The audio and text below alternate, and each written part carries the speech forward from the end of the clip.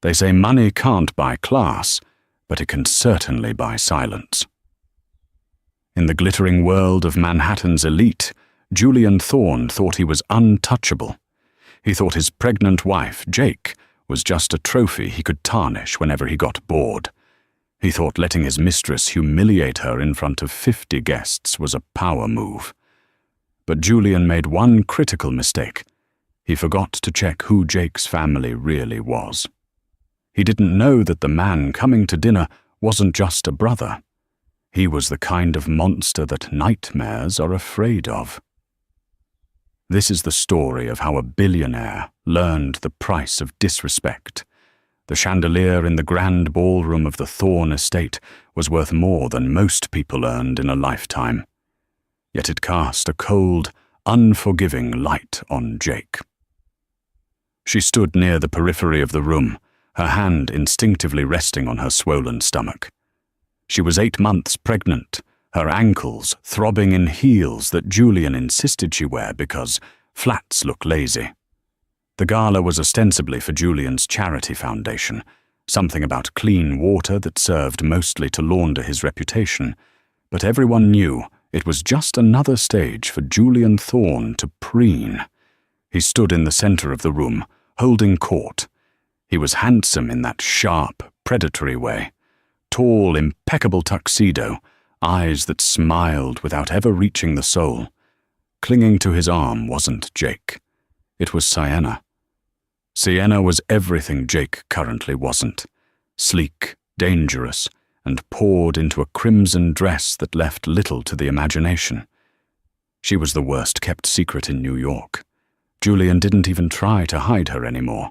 In fact, he seemed to enjoy the juxtaposition, his dutiful, heavy wife in the corner, and his fiery mistress on his arm.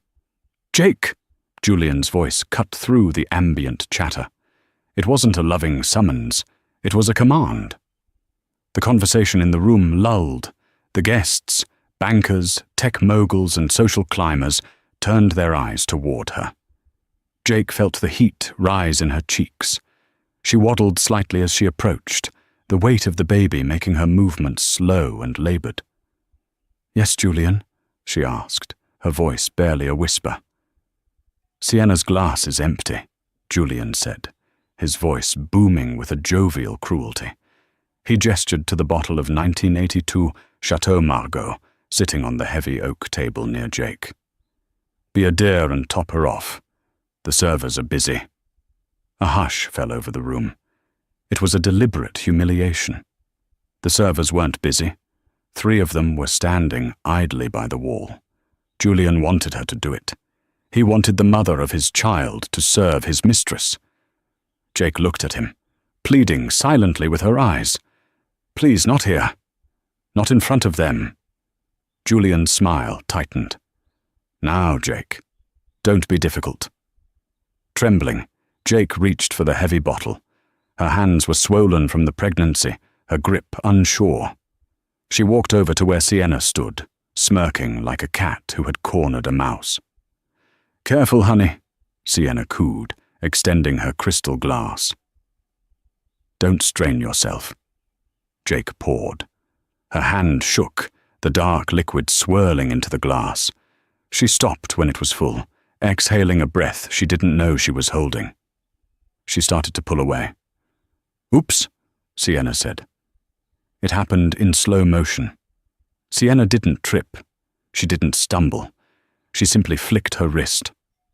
The wine launched from the glass, a dark red arc that splashed violently across Jake's chest and stomach. The cold liquid soaked instantly into her white silk maternity gown, looking horrifyingly like fresh blood. Jake gasped, dropping the heavy bottle. It shattered on the marble floor, the sound echoing like a gunshot. "You clumsy cow!" Julian roared. He wasn't yelling at Sienna. He was yelling at Jake. "Look what you've done!" Julian stepped forward, grabbing Jake's arm hard enough to bruise. "That was a $3,000 bottle of wine, and you threw it on the floor because you're jealous?" She threw it," Jake stammered, tears welling in her eyes. The sticky wine was cold against her skin, seeping through to her belly. "Oh, please." Sienna laughed, dabbing at a microscopic drop on her own dress. "Julian, she practically threw it at me. She's hysterical. It's the hormones." The crowd murmured. Nobody stepped forward. Nobody offered a napkin. They were all too afraid of Julian Thorne's influence, or perhaps they just enjoyed the spectacle of a wife being broken in real time. "Go upstairs," Julian hissed, leaning into Jake's ear, his grip tightening. "Get out of my sight. You look disgusting." Jake pulled her arm free, a sob escaping her throat. She turned and fled the ballroom as fast as her body would allow, the sound of Sienna's laughter and Julian's apologies to the guests following her all the way to the grand staircase. As she climbed the stairs, one agonizing step at a time, she heard Julian's voice booming below. "Apologies, everyone. My wife is having a difficult pregnancy, a little unstable. Let's not let it ruin the night." Jake reached the landing and collapsed against the wall, clutching her stomach. She felt a sharp cramp. "Not yet," she whispered to her unborn child. "Please, not yet." She looked down at the red stain covering her child. It looked like a target, and for the first time in years, the fear that usually paralyzed her was replaced by something else. Rage. The master bedroom was a testament to Julian's ego, minimalist, cold, and devoid of comfort.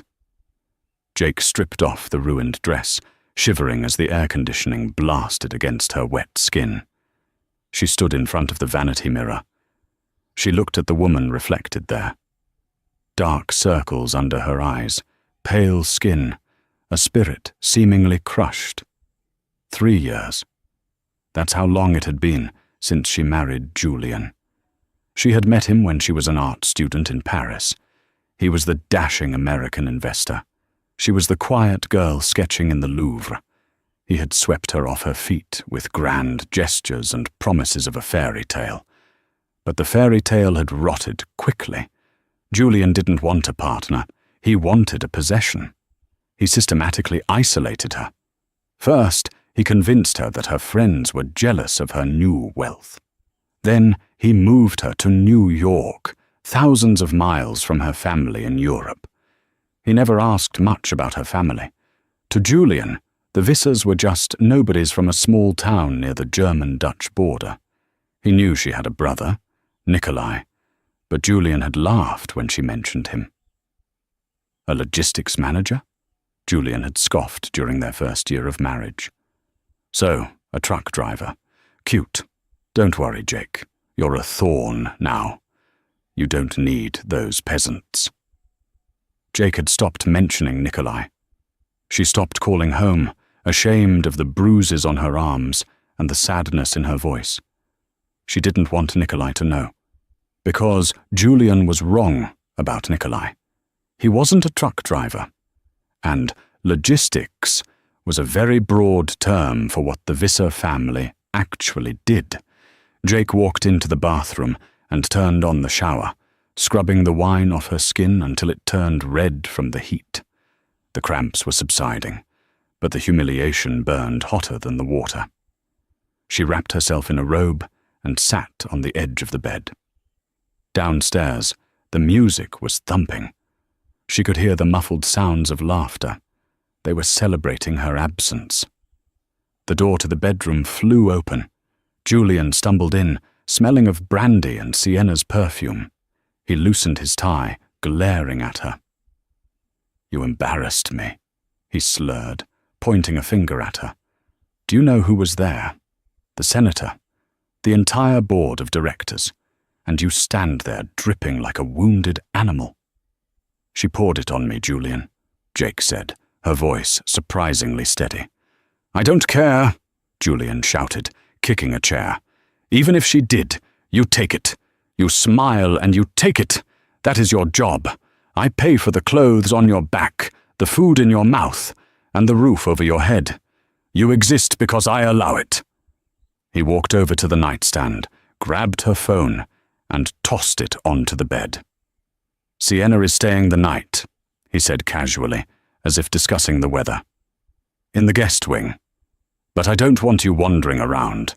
You stay in this room until I say otherwise. If you come downstairs, if you make a sound, I will cut off your credit cards. I will make sure you end up on the street with that brat in your belly. Do you understand?" Jake looked at him. Really looked at him. She saw the weakness behind the bluster. She saw a man who thought money was the only currency in the world. "I understand," she said softly. "Good," Julian sneered. "I'm going back to the party. Try not to ruin anything else tonight." He slammed the door. She heard the distinct click of the lock from the outside. He had locked her in. Jake sat in silence for a long time. The house was smart-wired. He could track her calls, her texts. He monitored everything. But Julian was arrogant. He thought he knew everything about technology, but he didn't know about the burner phone Jake had taped behind the heavy velvet headboard of the bed 6 months ago. A fail-safe she had hoped never to use. She reached behind the headboard, her fingers trembling until she felt the cool plastic. She pulled it out. It had 15% battery left. She didn't call the police. The police in this precinct played golf with Julian. They would just call him, and he would spin a story about his hysterical, pregnant wife. No. She needed a different kind of help. She dialed a number she hadn't called in 3 years. It rang once, twice. "Yeah?" A deep, gravelly voice answered. It was sharp, alert, despite the time difference. Jake let out a sob she couldn't hold back. "Nico?" There was a silence on the other end. A heavy, loaded silence. Then, the sound of a chair scraping back as if someone had stood up very quickly. "Jake?" His voice changed. The hardness evaporated, replaced by an intense, terrifying focus. "Jake, why are you whispering? Where have you been?" I messed up, Nico. You were right. You were right about him. Is he hurting you?" The question was not emotional. It was a tactical assessment. "He locked me in the room. His mistress poured wine on me in front of everyone, and he laughed. He said I exist because he allows it." "Are you pregnant?" Nikolai asked. He must have heard the breathlessness in her voice, or perhaps family intuition. "Yes. 8 months. It's a boy, Nico." "And he is mistreating you while you carry my nephew?"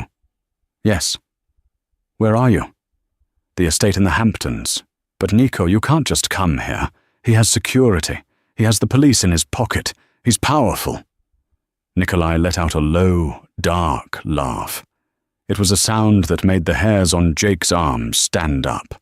It was the sound of a wolf being told that a sheep thinks it's in charge. "Jake, listen to me carefully. Do you have food? Water?" "Yes, in the ensuite. There's a mini-fridge." "Good.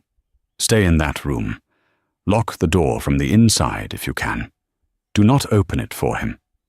Do not open it for anyone but me." "When will you be here?"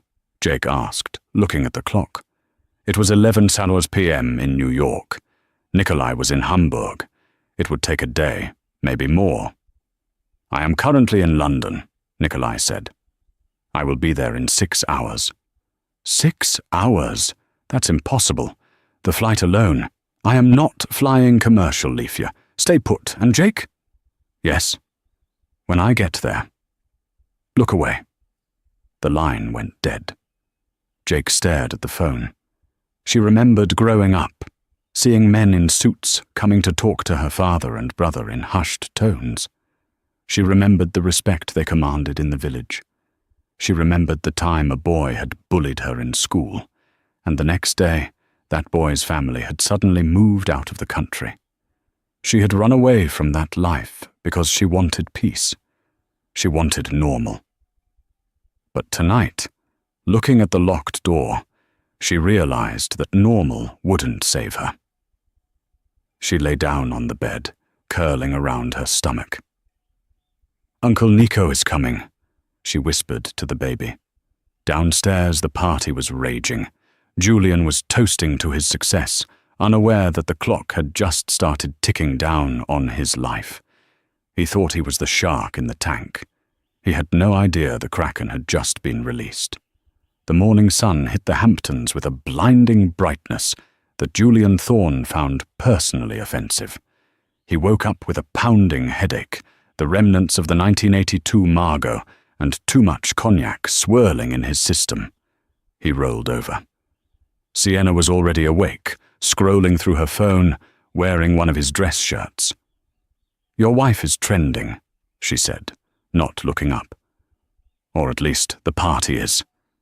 Everyone is talking about how graceful I looked.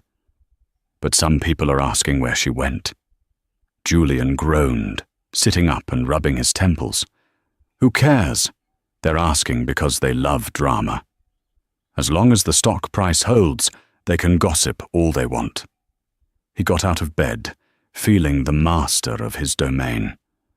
Today was the day he was going to finalize things. He had spoken to his lawyers the previous week. He was bored with Jake. The pregnancy had made her dull and unattractive in his eyes. He wanted the fun, the excitement. He wanted Sienna. But he wanted his heir, too. "I'm going to handle it," Julian said, pulling on a silk robe. He walked down the hallway to the master bedroom where he had locked Jake. He didn't bother knocking. He punched the code into the keypad and shoved the door open. Jake was sitting exactly where he had left her, on the edge of the bed. She was dressed in comfortable leggings and a sweater, her bag packed by her feet. She looked strangely calm. "Good," Julian sneered. "You're packed. Saves me the trouble." "I'm leaving, Julian," Jake said, her voice steady. "Oh, you're leaving all right. But not the way you think." Julian leaned against the doorframe, crossing his arms.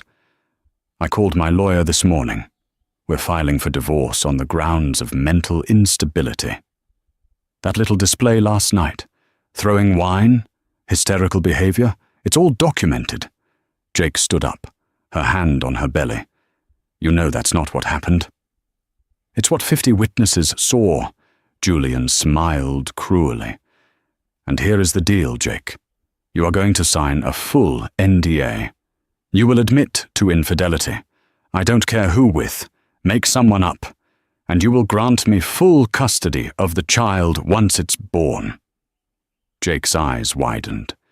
"You want my baby?" "My baby," Julian corrected. "You're just the vessel. You think I'm going to let a Thorne heir be raised in some European backwater by a woman who can't even hold a wine bottle? No. Sienna and I will raise him. You will get a small monthly allowance, and you will go back to whatever hole you crawled out of. If you fight me, I will destroy you. I will bury you in legal fees until you're starving in the street." Sienna appeared behind Julian, holding a green juice, smirking. "Don't worry, Jake. I'll make a great stepmom.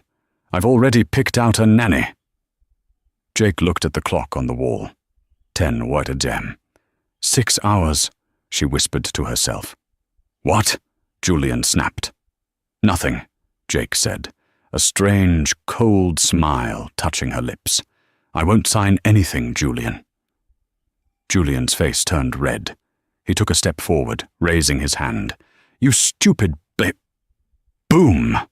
The sound wasn't thunder. It was the sound of the massive, reinforced iron gates at the end of the driveway being ripped off their hinges. Julian froze. What the hell was that? He ran to the window that overlooked the long, winding driveway.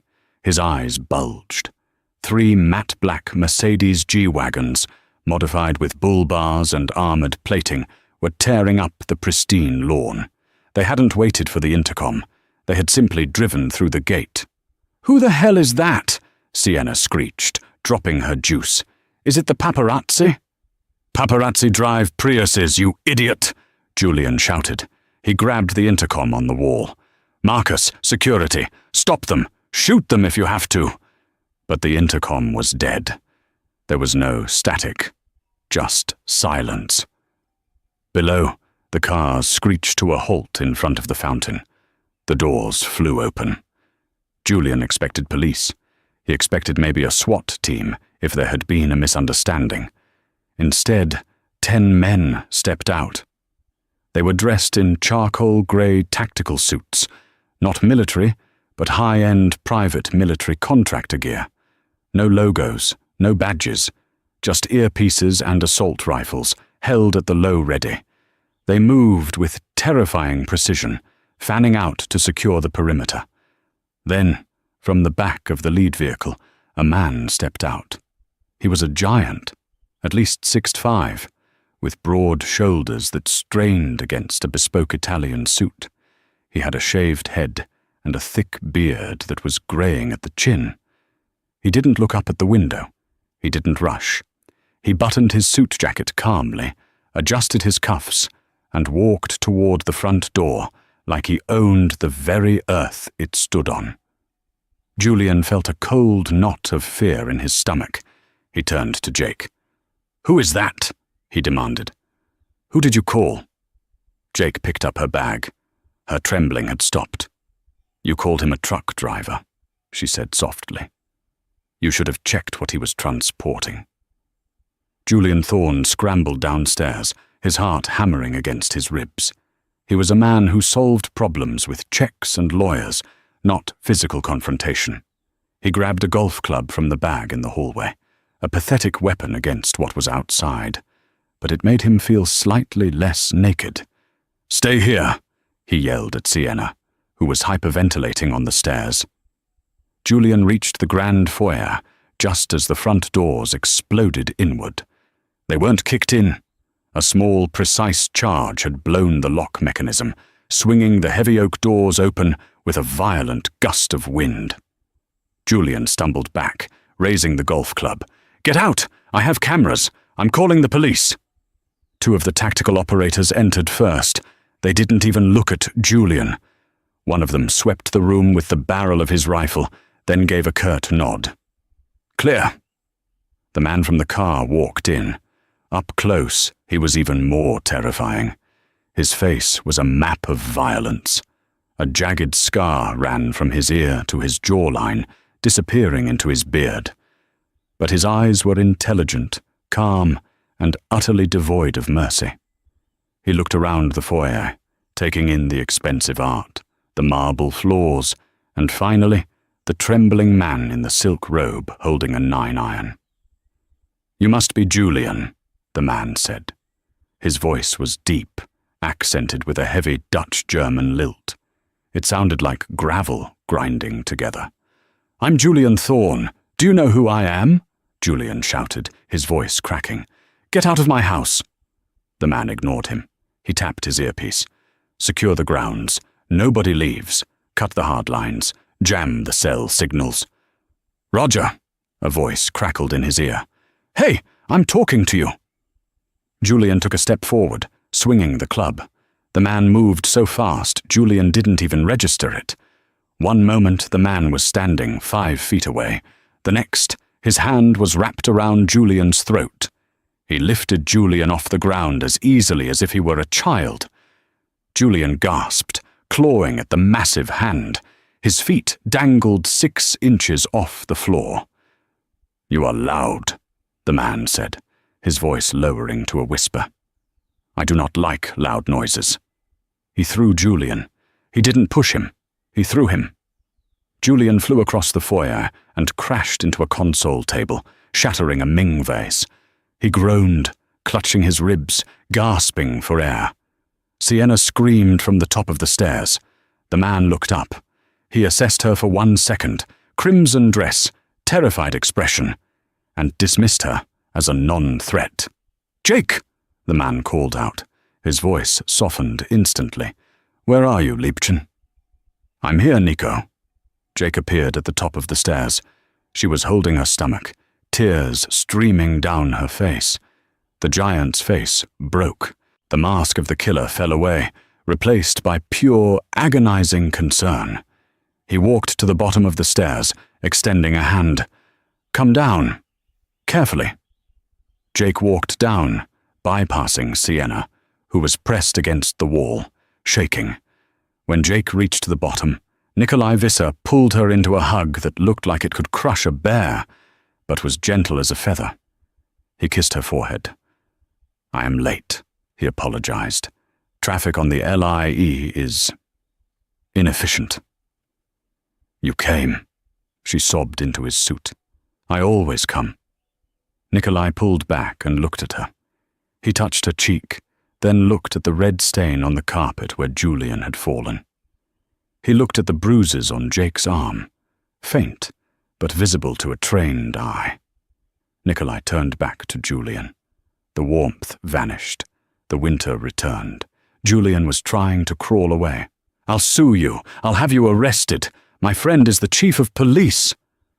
Nikolai walked over to a leather armchair and sat down, crossing his legs. He gestured for one of his men to bring a chair for Jake. "Sit, Jake. You should not be standing." "Who are you?" Julian wheezed, pulling himself up to a sitting position. "What do you want? Money? I have money. Take whatever you want." Nikolai laughed. It was a dry, humorless sound. He reached into his jacket pocket and pulled out a silver cigarette case. He lit a cigarette, ignoring the no-smoking rule of the Thorn estate. "Money?" Nikolai exhaled a plume of smoke.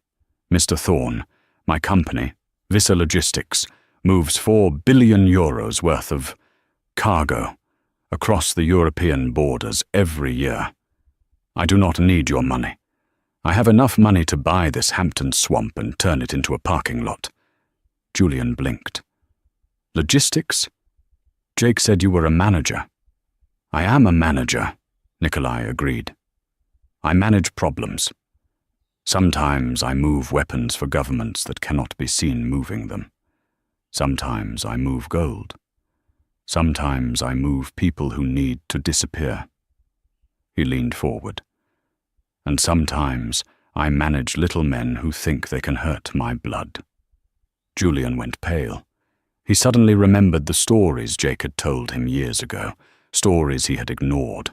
A family business. Import, export. You're the Visser crime family?" Julian whispered. "We prefer independent contractors," Nikolai corrected. He flicked ash onto the Persian rug. "Look," Julian stammered, trying to find his negotiator voice. "This is a domestic dispute. It's a misunderstanding. Jake is emotional. She's pregnant. I was just trying to help her." Nikolai stood up. He walked over to Julian and crouched down so they were eye level. "Jake tells me you made her pour wine for your whore," Nikolai said quietly. Julian flinched. "No, it was a joke. And then you locked her in a room. It was for her safety. And then," Nikolai's voice dropped an octave, "you told her she exists because you allow it." Julian said nothing. He couldn't breathe. The air in the room felt heavy, suffocating. "You have a god complex, Julian," Nikolai said. "You think you are the apex predator because you have a black Amex card. But you are not a wolf. You are just a sheep with a lot of wool." Nikolai stood up and snapped his fingers. Two of his tactical men stepped forward, grabbing Julian by the arms and hauling him up. "What are you doing? Where are you taking me?" Julian screamed, thrashing. "To the dining room," Nikolai said, adjusting his cuffs. "I am hungry, and we have a lot of drinking to do." He turned to Sienna on the stairs. She jumped. "You too, Fräulein," Nikolai said coldly. "You are the guest of honor." "I didn't do anything," Sienna wailed. "I'm just his girlfriend." "You held the glass," Nikolai said. "That makes you part of the toast." As Julian was dragged kicking and screaming toward the dining room, he looked back at Jake. She hadn't moved.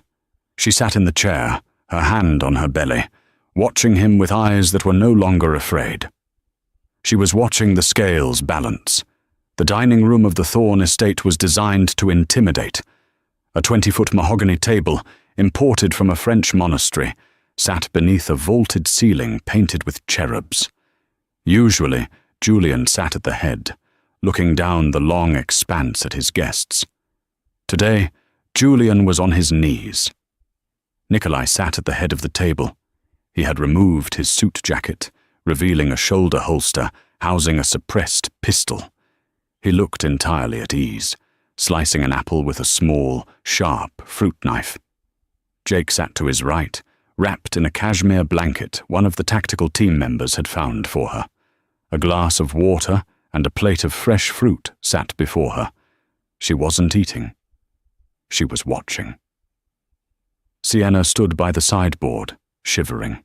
Her mascara was running, creating black streaks down her face that matched the ruin of her crimson dress. Two of Nikolai's men stood behind her, silent as statues. The architecture is gaudy, Nikolai commented, popping a slice of apple into his mouth. New money screams. Old money whispers. This house is screaming. Please, Julian begged. His knees were aching against the hard parquet floor. My legs are cramping. Can I stand up? Did you let Jake sit when her ankles were swollen? Nikolai asked without looking up. Julian faltered. Then you stay. Nikolai gestured with the knife. Now, let's talk about wine. You mentioned earlier, before you started crying, that the bottle Jake dropped was worth $3,000. It was a 82 Margot, Julian whispered. It's rare. Rare, Nikolai repeated. He snapped his fingers. Two of his men entered from the kitchen carrying wooden crates. They set them down on the table with a heavy thud. Julian's eyes widened. That's my private reserve. Those are Romani Conti. Those are priceless. Nothing is priceless, Nikolai said. Everything has a cost. You taught Jake the cost of a stain. Now, I will teach you the cost of arrogance. Nikolai picked up a bottle. It was a 1945 Mouton Rothschild, a bottle worth more than most cars. Open it, Nikolai commanded, sliding the bottle across the long table. It spun and stopped inches from Julian's nose. Julian's hands shook as he reached for the corkscrew one of the guards tossed at him. You want me to open it? To drink? To open, Nikolai corrected. Julian struggled with the cork. His sweat dripped onto the label. He finally popped it with a soft thwack. The aroma filled the room, rich, earthy, expensive. Pour, Nikolai said. Into a glass? Julian asked, looking for a decanter. No, Nikolai pointed to Sienna, on her. The room went dead silent. Sienna let out a strangled sob. Julian, no, don't you dare! Julian looked from the bottle to the gun under Nikolai's arm. He looked at Sienna, the woman he had humiliated his wife for. I said, pour. Nikolai's voice hardened. Jake spilled by accident. You will spill with purpose. You wanted a mistress soaked in luxury. Make it happen. Please, Julian wept. This is insane. This is a $60,000 bottle. And that, Nikolai pointed at Jake, is my sister. Do you think your bottle is worth more than her tears? Nikolai picked up the fruit knife and drove it into the mahogany table. It stuck there, quivering. Julian scrambled up, bottle in hand. He walked over to Sienna. I'm sorry, Julian whispered to her. He's crazy. I have to. I hate you, Sienna shrieked, trying to back away, but the guards held her firm. Julian tipped the bottle. The dark, ruby liquid poured out, splashing over Sienna's hair, her face, her dress. It was a grotesque reenactment of the night before. The smell of vintage wine became overpowering, sickening. Sienna screamed and cried as the cold liquid drenched her. Julian continued until the bottle was empty. He stood there, holding the empty glass vessel, broken. Again, Nikolai said. What? Julian turned. There are 12 bottles in that crate, Nikolai said calmly. We are just getting started. You like wine so much, Julian. Today, you will drown in it. For the next hour, the dining room became a theater of absurdity. Julian was forced to uncork bottle after bottle of the world's finest wines, Petrus, Screaming Eagle, Lafitte, and pour them out. Sometimes on the floor, sometimes on his own expensive tuxedo, sometimes just down the drain of a bucket brought for the occasion. Hundreds of thousands of dollars of liquid assets were destroyed while Jake watched. It wasn't about the wine. It was about stripping away the symbol of Julian's status. He defined himself by these things. Nikolai was showing him that his gods were liquid, and they could be poured away in an instant. When the last bottle was empty, the room smelled like a brewery floor. Julian was panting, his hands purple from the wine stains. Sienna was sobbing quietly in the corner, a sticky, red mess. "Are we done?" Julian rasped. "You've made your point. You've destroyed my collection." "The wine was just the appetizer," Nikolai said, standing up. He wiped his hands on a napkin. "Now, we discuss the main course. Business?" He walked over to a large briefcase his men had brought in. He opened it and pulled out a laptop. "Sit," Nikolai ordered Julian. Julian collapsed into a chair, exhausted. "What now? You want a wire transfer? Is that it?" "I told you, I do not want your money," Nikolai said, typing on the keyboard. "But I do want to know. How is the Clean Water Initiative doing?" Julian froze. His blood ran cold, colder than the wine. "I don't know what you mean," Julian stammered. "It's a charity." "It is a laundromat," Nikolai said, turning the laptop screen toward Julian. "You take donations, you funnel them through shell companies in the Caymans, and you use the money to prop up your failing tech stocks. It is a Ponzi scheme, Julian. And you are not even good at it." Julian stared at the screen. It displayed his private ledger, the one he kept on an encrypted server. How did you get this?" "My cybersecurity team makes the NSA look like a high school computer club," Nikolai said. "We have been inside your system since Jake called me. We have everything. The fake invoices, the bribes to the zoning board, the emails where you admit to defrauding investors." Nikolai hit a key. A progress bar appeared on the screen. "What are you doing?" Julian screamed, lunging for the laptop. A guard slammed Julian's head into the table. "I am hitting send," Nikolai said pleasantly. "To the SEC, to the FBI, to the IRS, and just for fun to the New York Times tip line." "No," Julian howled. "You can't. That's my life. You'll send me to prison." "You sent yourself to prison when you decided to be a criminal," Nikolai said. "I am just the courier."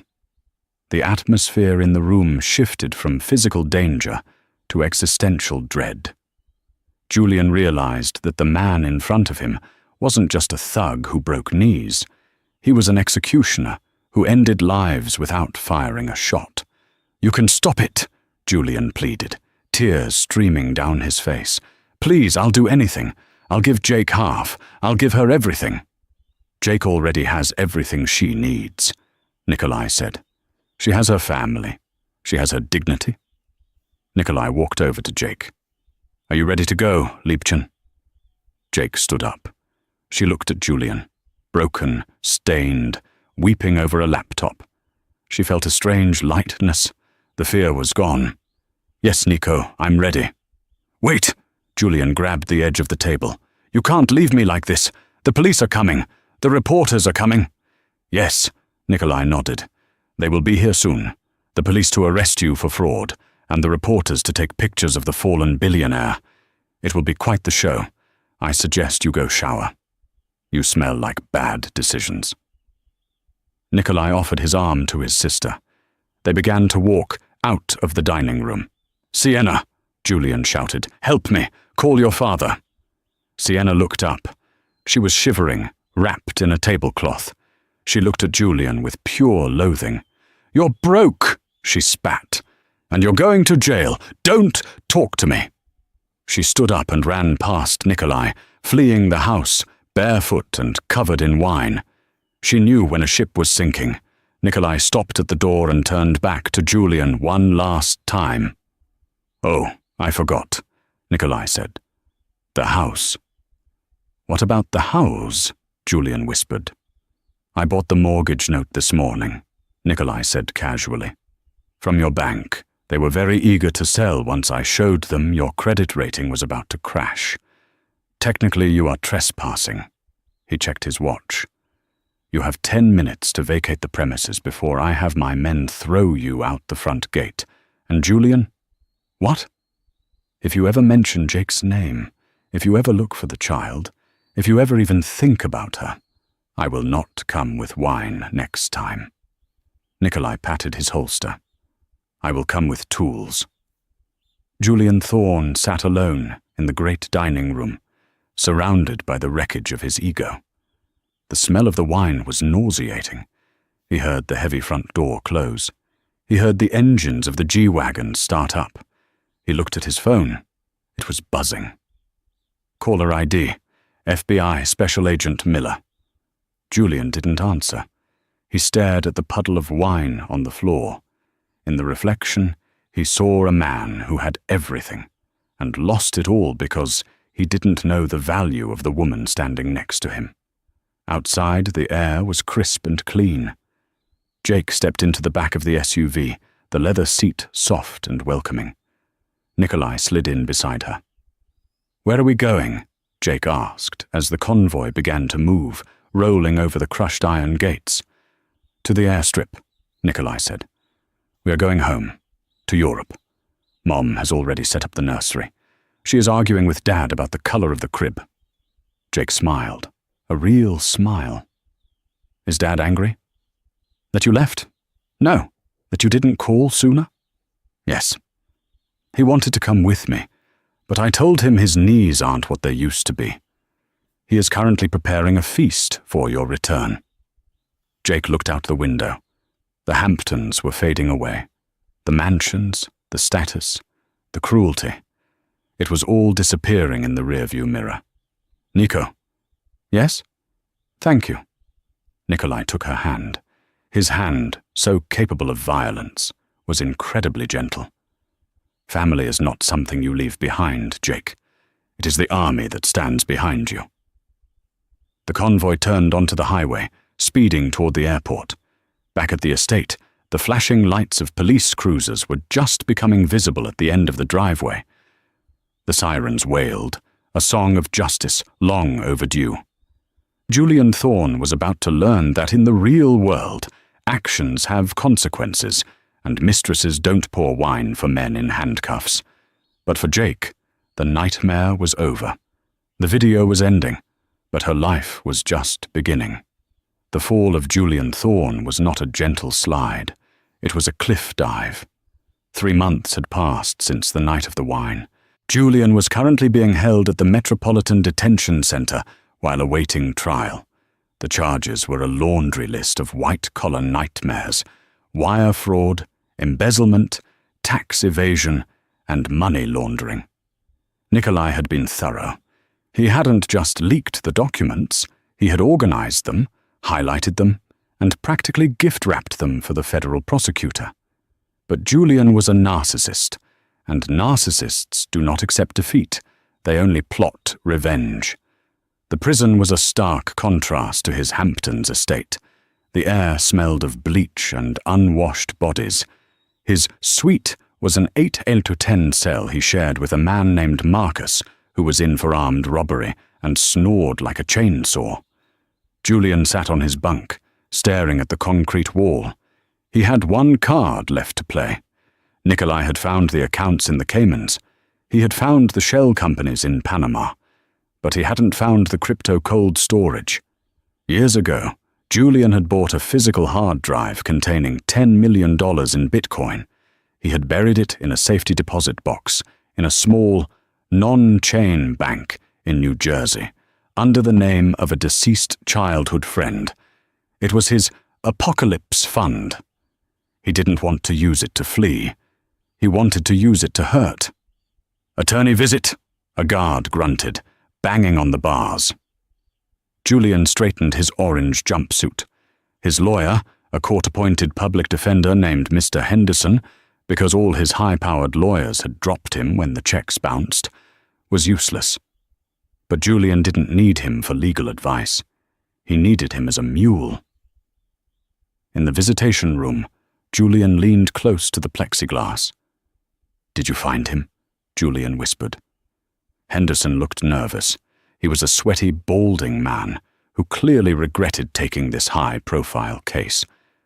"Julian, listen. The plea deal they're offering." "Forget the plea deal," Julian hissed. "Did you find the man I told you about?" Henderson looked around, terrified. I spoke to a guy. He says he knows people in Europe. But Julian, this is crazy. If they catch you soliciting, they won't catch me if you shut up," Julian snapped. "I'm going to give you coordinates. There's a key.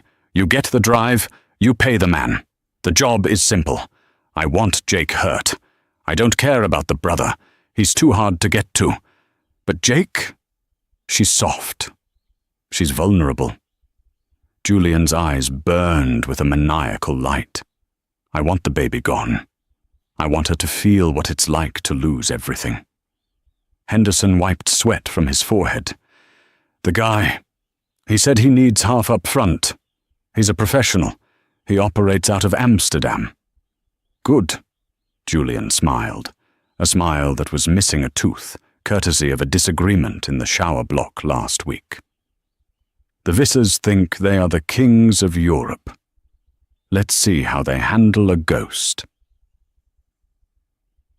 1 week later, the Visser estate, near the German-Dutch border. The Visser family home was not a house. It was a fortress disguised as a chateau. Nestled in a dense forest, it was surrounded by high stone walls and patrolled by men with German shepherds. Jake sat in the garden, rocking a cradle. The air was fresh, smelling of pine and rain. Inside the cradle, baby Lucas was sleeping soundly. He was 3 months old, with his mother's eyes, and, thankfully, none of his father's temperament. Jake looked healthy. The stress lines were gone. She wore a simple linen dress, her hair loose. She looked like the art student she had been before New York crushed her. "He sleeps well," a deep voice rumbled. Jake looked up. An older man stood there. He was massive, even bigger than Nikolai, though age had stooped his shoulders slightly. He had a thick white mustache and hands that looked like they had been carved from oak. This was Victor Visser, the patriarch, the man Julian had called a peasant. "He does, Papa," Jake smiled. "He likes the fresh air." Victor sat on the stone bench next to her. He watched the baby with an intensity that belied his reputation. To the world, Victor Visser was a myth, a man who controlled shipping lanes from Rotterdam to Hamburg, a man who had stared down the Russian mob in the 90s and won. To Jake, he was just Papa. "Nikolai tells me the American is restless," Victor said, his voice a low growl. Jake's smile faded slightly. "Julian?" "He tries to reach out from his cage," Victor said. He reached into his pocket and pulled out a small black hard drive. Jake froze. "What is that?" $10 million in Bitcoin, Victor said, tossing it in his hand like a toy. "Julian tried to hire a hitman in Amsterdam. He wanted an accident for you and the boy." Jake clutched the side of the cradle, her knuckles turning white. "He tried to kill us? From prison?" "He tried," Victor corrected. "But Julian makes a mistake. He hires a professional in Amsterdam. He does not know that there is no crime in Amsterdam that happens without my permission." Victor's eyes hardened. "The hitman he hired works for me." His lawyer. He was very easily persuaded to hand this over once we showed him photos of his own family. Jake felt a wave of nausea. Even locked away, Julian was pure poison. "What will you do?" Jake asked. "Will you kill him?" Victor laughed softly. Kill him. No, Liebchen. Death is too easy. Death is silence. Julian deserves noise. Victor stood up. He signaled to the house. Nikolai walked out, holding a phone. It is time, Nikolai said. Time for what? Jake asked. To say goodbye, Nikolai said. We arranged a video call. Special privileges. The warden owes us a favor. Nikolai handed Jake an iPad. On the screen, Julian appeared. He was sitting in a small grey room, handcuffed to a table. He looked smug. He was expecting his lawyer to tell him the job was done. When he saw Jake's face on the screen, his smugness vanished. Jake? Julian gasped. How? Hello, Julian, Jake said. Her voice was strong. She angled the camera so he could see the garden, the high walls, and the baby sleeping peacefully. You, Julian stammered. You should be dead? Victor's face appeared in the frame next to Jake. Julian went pale. He had never seen Victor Visser, but he knew instinctively who this was. The sheer presence of the man translated even through a pixelated screen. You hired a contractor in my city, boy, Victor said. You paid him with this. Victor held up the hard drive to the camera. Julian screamed, a primal, broken sound. That's mine! That's my money! It was your money, Victor said. Now it is a donation. We have just transferred the entire balance to a charity, a real charity, a shelter for battered women in New York. In your name. Isn't that generous of you? No! Julian thrashed against his cuffs. You can't do this. That was my freedom. You have no freedom, Nikolai's voice cut in. And now you have no secrets. We also recorded your conversation with the lawyer. We sent the audio to the district attorney. Soliciting murder of a federal witness? That adds 20 years to your sentence, Julian. You're going to die in that concrete box. Julian began to weep. Not the fake tears he used for the press, but real, terrified tears. He realized, finally, the magnitude of his error. He hadn't just kicked a dog. He had walked into a wolf's den wearing a stake necklace. Jake, please, Julian begged, looking at the screen. Tell them to stop. I'm the father of your child. Jake looked at the man on the screen. She remembered the wine on her dress. She remembered the locked door. She remembered the way he looked at her like she was furniture. She looked down at Lucas. You are not a father, Julian, Jake said softly. You are just a donor. She reached out and pressed the red button. The screen goes black. Back in the garden, the silence returned. Peaceful. Absolute. Victor put a heavy hand on Jake's shoulder. It is done. The American ghost is exorcised. Thank you, Papa, Jake whispered. Come, Victor said. Dinner is ready. Nikolai made schnitzel, and I believe there is a bottle of wine. A cheap one. €5. Jake laughed. That sounds perfect. She picked up her son and walked back toward the fortress, leaving the iPad on the bench. The story of Julian Thorne was over, buried under the weight of his own hubris. But the story of Jake Visser, the mother, the survivor, the daughter of the wolf, was just beginning. If this story had you on the edge of your seat, please hit that like button. It really helps the channel grow and lets me know you want more stories like this. Don't forget to share this video with a friend who loves a good revenge drama. And if you haven't already, smash that subscribe button and ring the notification bell. We have a new story dropping next week about a cheating husband who didn't realize his wife owned the company he worked for. You do not want to miss that. Thanks for watching, and remember, treat people with kindness, or their brother might just be a logistics manager. See you in the next one.